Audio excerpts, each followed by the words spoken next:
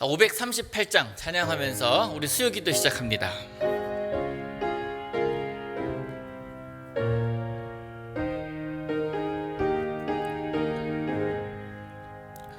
죄짐을 지고서 고나거든 내 마음속에 주 영접하며 새 사람 되기를 원하거든 내 구주를 영접하라. 의심을 다 버리고 구주를 영접하라. 맘문 다 열어놓고 내 구주를 영접하라. 정결케 되기를 원하거든 내 마음속에 주 영접하며 생명수 마시기 원하거든 내 구주를 영접하라. 의심을 다 버리고 구주를 영접하라. 맘문 다 열어놓고 내 구주를 영접하라. 진실한 친구를 원하거든 내 마음속에 주 영접하며 내 맘의 평안을 원하거든 내 구주를 영접하라.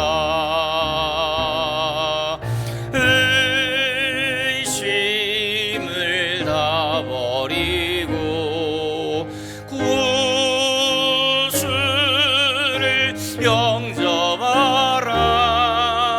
맘문 다 열어놓고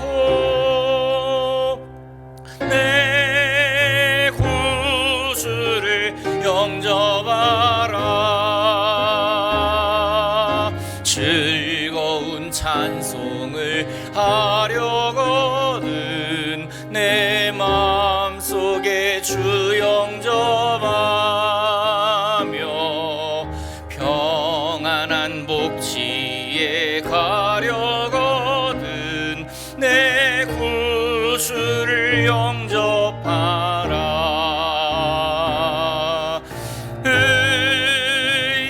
의심을 다 버리고 구주를 영접하라. 맘문 다 열어놓고 내 구주를 영접하라. 아멘. 오늘도 우리 예수님을 마음에 모시고 또 말씀에 나아가는 우리들 되기를 원합니다. 오늘 우리 주신 하나님 말씀 마태복음 8장 14절에서 17절의 말씀입니다. 신약성경 제가 가진 성경 12쪽 마태복음 8장 14절에서 17절까지 말씀을 우리 같이 한 목소리로 읽도록 하겠습니다. 14절 시작. 예수께서 베드로의 집에 들어가사 그의 장모가 열병으로 앓아 누운 것을 보시고 그의 손을 만지시니 열병이 떠나가고 여인이 일어나서 예수께 수종들더라. 저물매 사람들이 귀신 들린 자를 많이 데리고 예수께 오거늘 예수께서 말씀으로 귀신들을 쫓아내시고 병든 자들을 다 고치시니 이는 선지자 이사야를 통하여 하신 말씀에 우리의 연약한 것을 친히 담당하시고 병을 짊어지셨도다 함을 이루려 하심이더라. 아멘. 러시아의 전통적인 장난감 인형이라고 하는 이 마트료시카라는 인형이 있습니다. 한 번쯤은 여러분 다 보셨을 것이고, 누군가는 또 선물을 받아본 적도 있으실 것이고, 또 그 선물을 또 전해본 적도 아마 있으실 것인데, 바로 사진에 보는 이 인형입니다. 마트료시카라는 인형인데요, 이 인형은 큰 인형 안에 하나의 인형이 들어가 있고, 또 안에 그 안에 또 작은 게 들어가 있고 작은 게 들어가 있고, 그래서 밖에서 보기에는 이 안에 몇 개가 들어있는지, 그리고 혹시나 이 인형이 어떤 것인지를 모르고 그 선물 하나 받았을 때 에게라고 생각하게 하는 그런 인형입니다. 근데 참 그래도 어떤 것은 되게 크기 때문에 저도 이 선물을 받아본 적이 있는데, 와, 되게 크다, 신기하다, 근데 되게 단순하구나 라고 했는데, 그게 아니라 열어보니까 똑같은 게 또 있는 거예요. 그래서 이거를 빼서 아까처럼 쭉 나열을 해보니까 많은 거예요. 그래서 커서 좋다, 단순해서 좋다 하던 것이 추가가 됩니다. 많아서도 좋구나 하는 것이 추가가 돼요. 겉으로 보기에는 그냥 하나였는데, 그런데 그 안에 실체는 하나가 아니라 여러 개가 되는, 그것이 바로 마트료시카라는 인형입니다. 겉보기에는 그냥 고만고만한 것 같지만 알고 보면은 그 안에 내용도 있고 참 다양한 것을 볼 수가 있습니다. 크게 다양함이죠.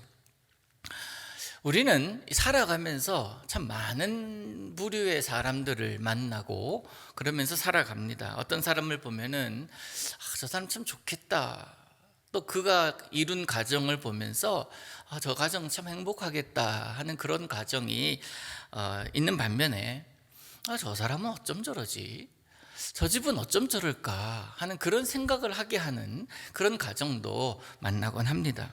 그런데 그렇게 보는 것은 나의 시각이죠. 단순히 보여지는 그 모습을 통해서 나는 판단하고 그렇게 생각을 합니다만, 그 가정과 그 속에 들어가면 다를 수가 있습니다. 겉으로 보이는 게 다가 아니에요. 이 마트료시카라는 인형처럼 겉으로 보이는 그게 다가 아니라 그 속에도 뭐가 자꾸 있는 거예요. 포장이 좋다고 해서 또 뭐 내용이 좋다고 생각해서는 안 되죠. 모든 사람이 저 사람은 성공한 사람이다 라고 생각을 한다 하더라도 하나님은 아니라고 하실 때가 아니라고 하시는 경우가 있고, 또 모든 사람이 저 사람은 참 힘들게 산다, 참 어렵게 산다 라고 생각을 한다고 하더라도, 하나님은 그 고난, 그 사람의 삶을 통해서 하나님의 뜻을 이루어 가는 것을, 그 자를 통해서 이루시는 것을 우리는 볼 수도 있습니다. 그것을 통해서 그에게 복으로 임하실 수도 있습니다. 그래서 우리가 남을 판단하는 것은요, 굉장히 위험한 것이고 오류를 범할 가능성이 많음을 인정하면서 살아가야 할 것입니다. 그렇게 인정한다면 어떻게 됩니까? 삶이 진중해져요. 그리고 누군가를 판단하거나 누군가를 정죄하지 않습니다. 하더라도 쉽게 하지 않는다라는 이야기예요. 오늘 본문에서 베드로의 장모가 나오는데요, 그가 열병에 걸려 있습니다. 열병에 걸려 있다고 해서 그의 인생은 불행하고 그의 인생은 끝났다, 그의 인생은 참 환자로서 살아가는구나 쯧쯧쯧 할 만한 그런 상황은 또 아니지 않습니까?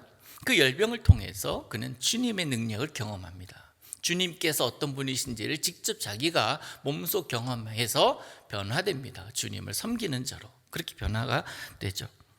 그가 걸렸던 열병, 그것이 무엇인지는 정확하게 기록이 되어지는 않습니다. 열병이라고는 기록하고 있지만 많은 학자들마다 다양해. 장티푸스라고 하는 사람도 있고, 또 말라리아 같은 것이라고도 할 수 있고, 우리말로 우리 정서로 볼 때 열병은 열받은 병이에요. 그래, 화병이라고도 하는 사람을 제가 봤습니다. 근데 이 화병이라고 하는 말에 전혀 근거가 없지는 않아요. 왜냐하면 타당합니다. 베드로는요, 아내가 있던 사람이에요. 그리고 아이들이 있었다라고 성경은 기록하고 있습니다. 그런 그가 아내와 아이들 그리고 장모님을 섬겨야 되는, 그리고 먹여 살려야 되는 그런 사람이 나사렛에서 나온 어떤 한 청년을 따라가겠다라고 그렇게 모든 것을 버려두고 예수님을 쫓았다라고 성경은 기록하고 있잖아요. 아내와 아이들 처가에 다 보내놓고 자기 좋아하는 일, 자기가 옳다고 생각하는 그 일을 행하고 있으니 이 장모님이 보기에 이 속이 터지는 거예요. 그러다 화병으로 누워버린 겁니다. 그랬다라고 이야기를 하는 사람을 봤는데, 그런 글을 봤는데요, 묘하게 이게 동의가 되는 겁니다. 그럴 수도 있겠다 하는 생각. 여하튼 이 베드로의 장모가 앓고 있는 이 질병으로 인해서 그 가정이 축복을 받고 그가 아까 말씀드렸다시피 회복이 되어서 하나님을 섬기는 사람으로, 예수님을 섬기는 사람으로 그렇게 수종드는 자로 바뀌잖아요. 이 모습을 보면서 우리가 몇 가지를 좀 생각하면 좋겠는데, 첫 번째는 예수님의 이적을 이 베드로의 장모는 직접 경험을 합니다. 그 복을 얻습니다. 어려움에 처했을 때에, 도저히 내 힘으로 안 될 때, 그리고 내 능력으로 그 어려운 문제를 해결하지 못하고 헤어나오지 못할 때에 외부의 무언가에 의해서 해결이 됐다라는 것은요, 은혜입니다. 다시 말해서 예수님 입장에서는 그 베드로의 장모에게 다가가셔서 은혜를 베푸신 거예요. 베드로의 장모가 열병에 걸려 있지만 그 열병이 예수님께서 일하시도록, 예수님께서 그 이적을 행하시게 하는 계기가 된 것이지요. 그래서 이적은 평범한 상황에서 일어나는 것이 아닙니다. 예수님의 제자들이 풍랑을 만납니다. 그들이 아무리 노력해도 이 풍랑을 잠잠해지게 할 수는 없었고, 그들의 노력 기껏 해봐야 뭐겠습니까? 배가 중심을 잡고 많이 흔들리지 않도록, 요동하지 않도록 그렇게 하는 것 아니겠습니까? 그것밖에 없었을 것입니다. 그러다가 죽을 것 같은 위협, 죽게 되었을 때에 예수님께서 풍랑을 잠잠케 하시는 모습을 봅니다. 이적을 봅니다. 어떻게 이 예수님이라는 사람은 자연과 바람도 지배하고 있나, 이상하게 생각을 하지요. 직접 경험한 거예요. 이 베드로의 장모도 마찬가지로 예수님의 능력을 직접 그가 체험을 합니다. 또 두 번째는요, 이 베드로의 장모가 열병에 걸려 있는 그것을 고쳐진 결과 예수님을 수종드는 자로 변화되더라는 거예요. 굉장히 평범한 모습입니다. 당연한 모습인 것 같아요. 그런데 예수님을 만난 이후에 변화되었다라는 것은요, 그 인생에 있어서 천지가 개벽이 되는 것 같은 그런 어마어마한 일입니다. 예수님에 대해서 별로 좋지 않은 감정을 가지고 있었을 거예요. 이 베드로의 장모 같은 경우는 말씀드렸잖아요. 그것이 만약에 열병의 화병이라면 충분히 그렇게 생각할 수 있거든요. 근데 그 당사자가 와서 나의 그 어려움을 만져주고 나의 상처를 만져주고 나의 아픔을 고쳐줬다라는 것은요, 그 예수님을 나도 따르겠고, 그래 내 사위 예수님 따라가는 게 좋겠다, 이 가정은 내가 책임질 테니까 따라가서 그를 도와라 라고 결단할 수 있는 그런 계기가 될 수 있지 않았겠습니까?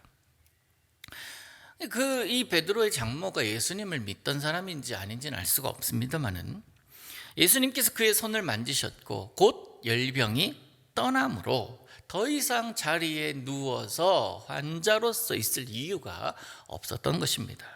게다가 그는 예수님을 대접하고 있습니다.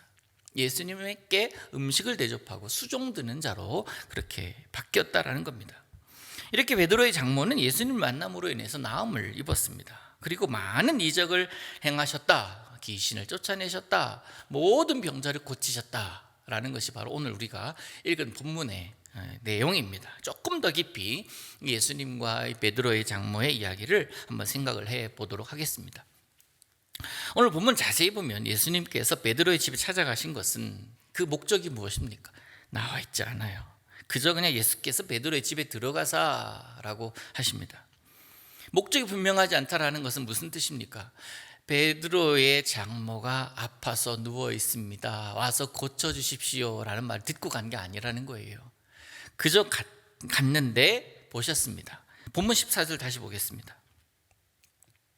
예수께서 베드로의 집에 들어가사 그의 장모가 열병으로 앓아 누운 것을 보시고, 거기 가셔서 앓아 누운 것을 보셨습니다. 이 마태복음과 이 마가복음과 누가복음에도 똑같은 본문이 내용이 나오는데요. 거기도 마찬가지예요. 내용 제자들이 예수님께 베드로의 장모가 열병으로 앓아 누워 있으니까 고쳐달라는 뉘앙스로 얘기하지만 치유하기 위해서 베드로의 집에 들어가신 것은 아니라는 거예요. 그래서 다른 말로 하면 이 예수님께서 그의 장모가 열병으로 앓아 누운 것을 보시고라는 말은 어떤 말이냐면, 주님께서 보셨다, 주님의 눈에 띄었다라는 거예요. 주님 눈에 아픈 게 보였다라는 것입니다. 눈에 띈다라는 것, 세상에서도 출세하거나 성공하는 비결은 눈에 띄는 것이라고도 하지 않아요. 힘이 있거나 영향력이 있거나 권세자, 그런 자들의 눈에 띄면 성공의 기회가, 승진의 기회가, 잘 나갈 기회가 더 빨리 주어지는 것은 세상에 있지 않겠습니까? 그렇게 따졌을 때에 우리 주님의 눈에 내가 띄었다라는 말은요, 그것만큼 기쁘고 즐거운 일이 아닐 수가 없습니다.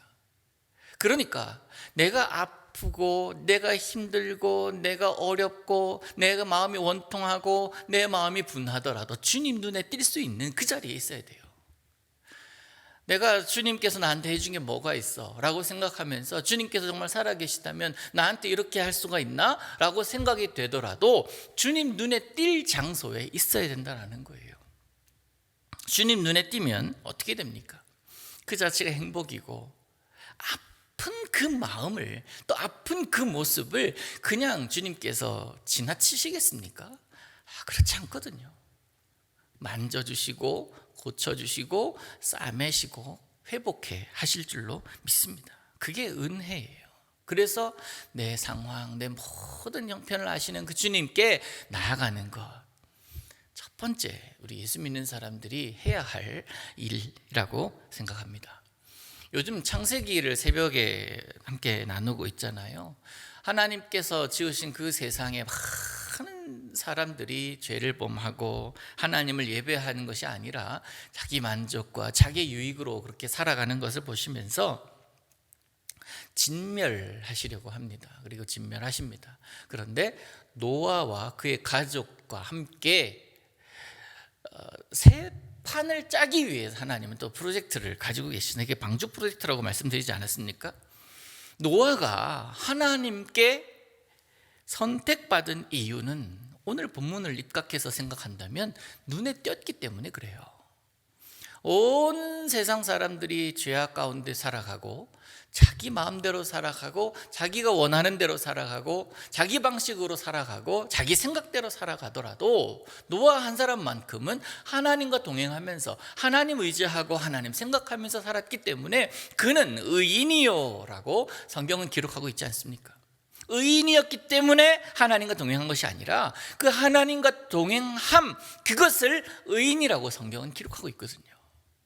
그래서 하나님의 눈이 띄었기 때문에 하나님은 저 자는 내가 죽일 수 없다. 그래서 그와 더불어 새 판을 짜시지 않습니까?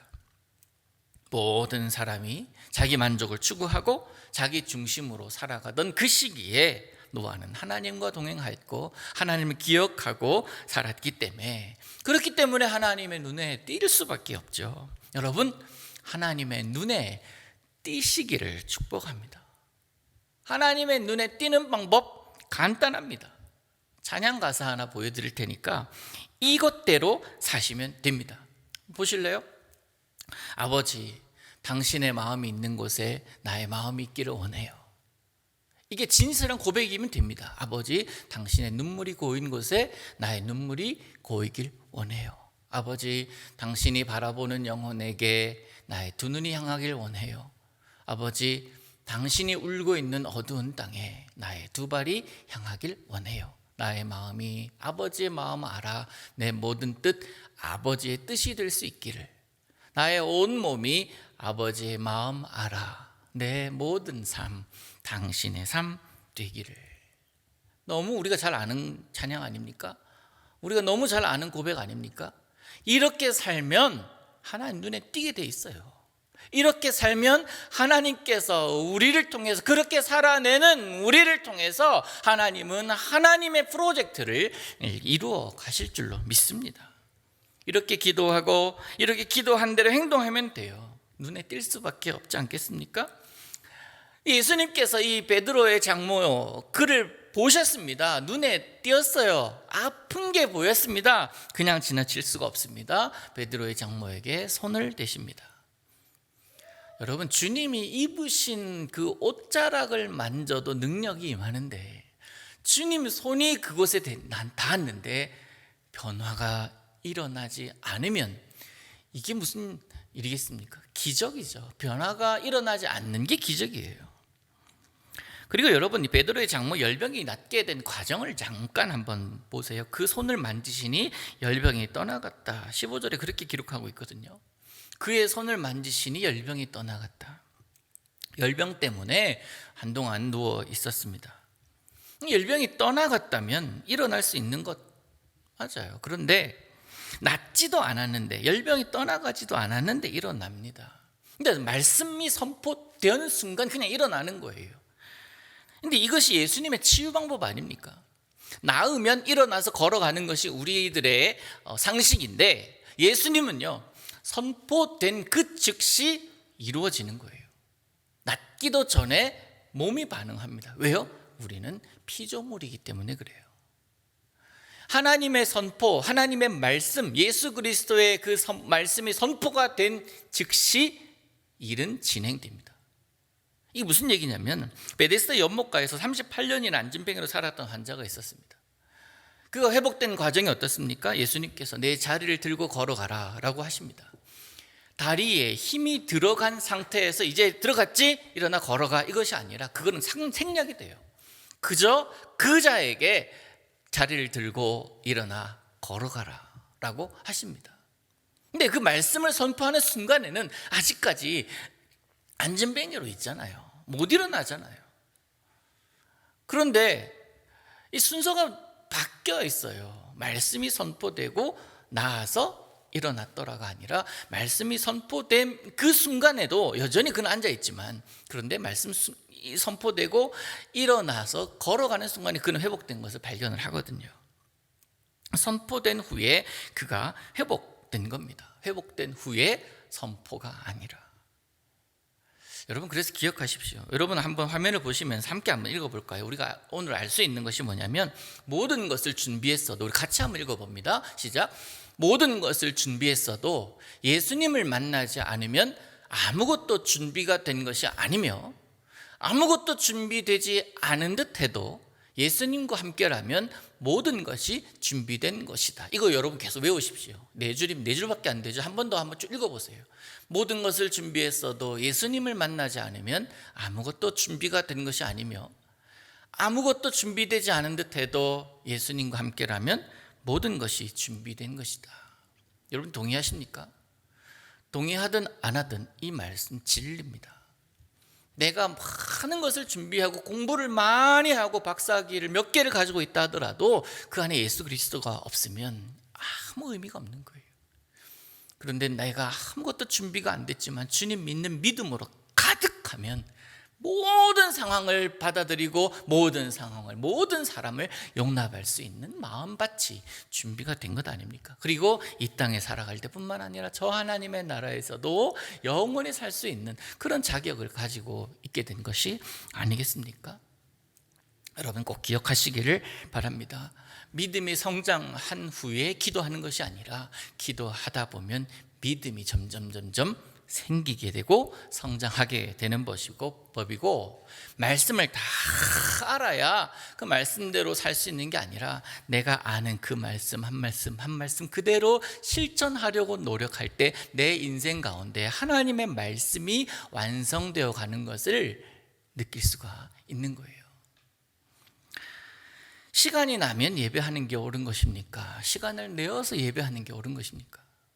분명히 알아야 될 것은, 예수님께 내가 나아가고 예수님께서 나를 보시고 그렇게 되었을 때에 예수님과 나와 관계가 형성이 되는 겁니다. 예수님을 안다고 그렇게 생각하고 살아가는 자와 예수님 믿고 살아가는 자는 달라요. 내가 예수님으로 머리에 꽉 차 있어도 그 예수님이 내 몸에서 역사하지 않고 내 몸으로 삶에서 역사하지 않으면 그는 머리 신자에 불과한 것 아닙니까?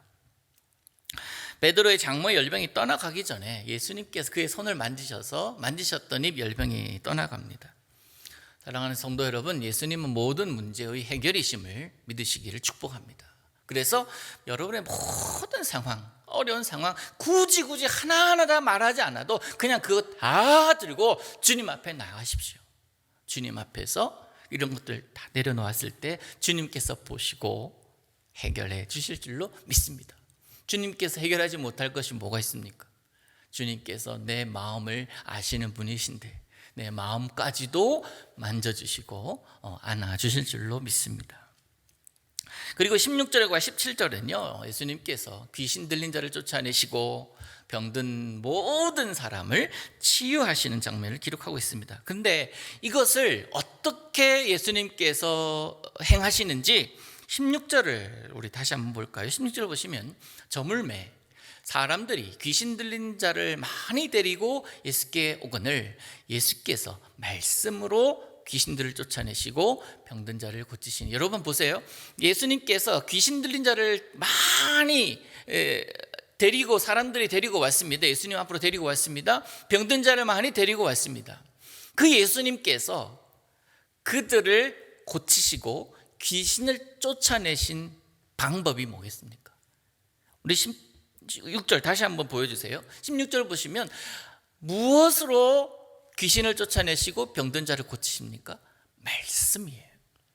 말씀으로 귀신들을 쫓아내시고 병든 자들을 고치셨다. 그래서 여러분 말씀을 가까이 하시라는 거예요. 또 말씀이 곧 능력이고 말씀 곧 예수 그리스도 아닙니까? 그 예수님의 능력, 예수님은 능력이기에 그 예수님을 닮아가는 것, 그것이 바로 우리들의 모습이어야 할 줄로 믿습니다. 그분이 말씀이시기에 그 말씀에 권능이 있기에 그토록 많은 귀신 들린 자들이 오더라도 다 새롭게 해주셨고 육신의 질병들도 다 고쳐주실 수 있었던 것입니다. 그래서 그리스도인인 여러분 말씀으로 늘 살아가시기를 축복합니다. 문제 해결의 열쇠는 말씀이신 예수님밖에 없음을 믿고 그 예수님으로 살아가야 하는 것 아니겠습니까? 제가 존경하는 목사님 가운데 이제 은퇴하셨지만은 고훈 목사님이라는 분이 계시는데요. 그분이 참 많은 질병을 많이 젊을 때부터 겪으셨고 폐결핵으로 앓으시기도 했고 죽음에 왔다 갔다 하면서 도저히 고통스러워서 내가 죽어야 되겠다 하면서 자살 시도도 몇 번을 하신 그런 분이십니다. 번번이 실패하고 그러면서 계속 치료를 받고 있는데 어느 분이 전도를 하더래요. 그래서 전도하면서 예수님에 대한 이야기를 하더랍니다. 그래서 예수님이 어떤 분인지를 알기 위해서 이 성경을 계속 읽고 또 묵상을 하고 있는데 예수님이라는 분이 어떤 분인지는 알고나 죽어야 되겠다라고 생각을 하고 성경을 계속 읽었다고 그래요. 예수님이 영접을 했죠. 그러면서 이제 신학을 하고 목회를 하셨습니다. 근데 그 목회를 하는 그 말년에 또 암을 걸리시면서 또다시 사경을 헤맬 때도 있었지만 말씀으로 인해서 그 어려움을 좀 극복해 나가고 자신을 살리셨다라고 고백을 합니다. 그런데 이 목사님이 참 재미있는 얘기를 해요. 주님께서 고치셨다라고 고백을 하지만 정말 고치지 못했던 그런 병이 있더라는 거예요. 주님께서 자신의 폐도 결핵도 고쳐주셨고 암도 고쳐주셨는데 이것 하나를 고치는 게 너무 힘드신 것 같더라라는 이야기를 관증으로 들었는데 뭘 얘기를 하시냐면 폐결핵보다 더 무서운 병은 주님께서 고치시기 힘드셨던 병이 뭐였냐, 더 무서웠던 병은 자존심이었습니다 라고 이야기를 하는 겁니다. 자존심, 그 목사님 안에 있던 그 자존심은 주님께서 못 고치시더라는 거예요. 내가 그것을 고치지 못하도록 빗장을 걸어서 잠그고 있었던 것 같다라는 이야기를 하시는 겁니다. 병을 고치시는 것은 즉석에서도 할 수 있었으나 내 자존심 고치시는데 하나님은 10년이 넘게 걸리셨습니다. 주님 능력이 모자라서가 아니라 내가 그 자존심 내려놓기 싫어서 그랬습니다. 그렇게 이야기를 하는 것을 들었습니다. 그 자존심이 사람 앞에서도 심지어 주님 앞에서도 죽지 않더라는 거예요. 육신의 질병은 이것이 내가 불편하니까 주님 낫기를 원합니다. 그러면서 나았으면은 할렐루야 뭐 아멘 하면서 노래하겠지만 내 마음속에 있는 나를 지키고자 하는 그 자존심, 그것을 놓칠 수가 없더라는 거예요. 나의 그 아집, 나의 그 교만함이라는 겁니다. 여러분, 주님께서 말씀으로 우리에게 임하시는데 그 말씀 앞에서 우리가 내세울 게 뭐가 있습니까? 내세울 자존심이 무엇입니까? 그 자존심 꺾지 않고 버틸 때에 내게 주어지는 게 과연 뭐겠냐고요. 아무것도 없어요. 하나님은 그 자존심 부리고 있는 나를 너무 잘 아세요. 심지어 나를 아시기에 어디까지 아십니까? 태중에서 내가 누구인지를 아시고 또 머리털까지 세신바 되는 정도로 나를 정확하게 아시는 분이신데 우리가 하나님 앞에서 자존심 내세울 게 뭐가 있습니까? 하나님 앞에서 숨길 게 뭐가 있습니까? 아무것도 없잖아요. 아무것도.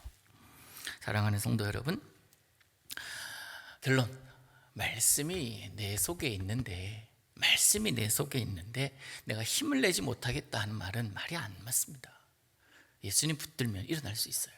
나는 못 일어나더라도 주님께서 일으키시면 되잖아요. 그 손 붙들고 있으면 되잖아요. 말씀이 나를 지탱하는 힘인데 내가 세상의 힘에 눌려 있다는 것도 말이 되지 않아요. 물론 힘들 수 있습니다. 어려울 수 있습니다. 그런데 예수 믿는 사람은 나를 믿는 자가 아니기 때문에 예수님의 이름, 예수님의 능력의 그 이름 붙들고 일어나는 자들이에요. 그런 자들이 되시기를 원합니다. 예수님께서 살아계심을 확실히 믿는다면 그 예수님으로 인해서 우리는 새로운 힘, 새로운 지혜, 새로운 모든 것을 공급받을 수가 있습니다. 물론 우리 육신은 한계가 있어서 환경과 상황에 의해서 지배를 받을 수밖에 없지만 우리 영혼은 환경과 상황과 형편에 관계없이 주님 바라볼 때에 일어날 수가 있는 것입니다. 우리 주님은 우리에게 자유를 주셨습니다. 세상에 눌려서 얽매여서 그렇게 살라고 말씀하지 않습니다. 세상에 빛이 되고 소금이 되라고 말씀하셨습니다. 제가 정말 좋아하는 구절 하나를 여러분과 함께 읽고 오늘 말씀 마칩니다. 요한복음 8장 31절과 32절 함께 읽습니다. 시작. 그러므로 예수께서 자기를 믿은 유대인들에게 이르시되 너희가 내 말에 거하면 참으로 내 제자가 되고 진리를 알지니 진리가 너희를 자유롭게 하리라. 아멘. 진리를 알지니 진리가 너희를 자유롭게 하리라. 기도합니다.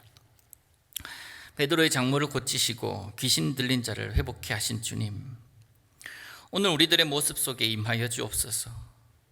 우리들의 마음에 임하여 주옵소서. 우리들의 생각에 임하여 주옵소서. 주님으로 인하여 새로운 삶과 새로운 생각으로 살기를 원합니다.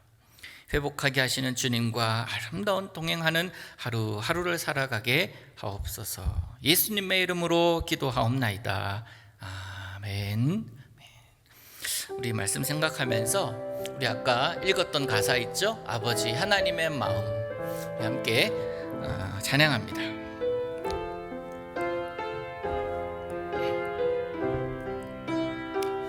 아버지 당신의 마음이 있는 곳에 나의 마음이 있기를 원해요. 아버지 당신의 눈물이 고인 곳에 나의 눈물이 고이길 원해요. 아버지 당신이 바라보는 영혼에게 나의 두 눈이 향하길 원해요. 아버지, 당신이 울고 있는 어두운 땅에 나의 두 발이 향하길 원해요. 나의 마음이 아버지의 마음 알아. 내 모든 뜻 아버지의 뜻이 될 수 있기를 나의 온몸이 아버지의 마음 알아. 내 모든 삶 당신의 삶 되기를 나의 마음이 아버지의 마음 알아. 내 모든 뜻 아버지의 뜻이 될 수 있기를 나의 온몸이 아버지의 마음 알아. 내 모든 삶 당신의 삶 되기를 내 모든 삶 당신의 삶 되기를 내 모든 삶 당신의 삶 되기를. 아멘. 우리 구주 예수 그리스도의 은혜와 하나님의 사랑과 성령 하나님의 교통하심이 회복케 하시는 예수님이 있는 그곳에 있어서 예수님으로 인하여 날마다 새로운 삶을 살아가기를 원하고 다짐하는 사랑하는 제 모든 성도들의 삶 가운데 이제로부터 영원토록 함께 하시옵기를 간절히 축원하옵나이다. 아멘.